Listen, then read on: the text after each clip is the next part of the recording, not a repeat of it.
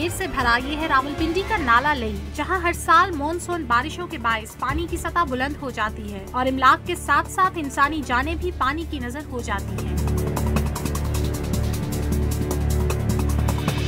नाला लई में पानी की सतह बुलंद होने की बुनियादी वजह कूड़ा करकट है और इंतजामिया सफाई पर भी खास तवज्जो नहीं देती। बारिशें अगर ज़्यादा होंगी तो ये नाला बंद हो जाएगा, लेकिन इंतजामिया का यहाँ कोई अमल दखल नहीं है, कोई यहाँ पे देखने वाला नहीं है, पूछने वाला नहीं है, ना कोई यहाँ पे उठाने वाला है।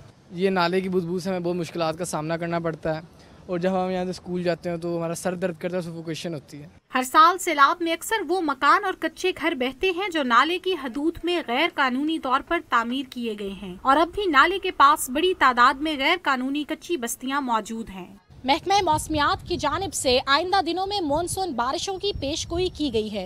अगर इंतजामिया ने नाला लई के मामले पर तवज्जो ना दी तो इस साल भी बहुत से जानी और माली नुकसान का अंदेशा है। कैमरामैन मुदस्सिर जावेद के साथ सादिया राफे, डॉन न्यूज़, रावलपिंडी।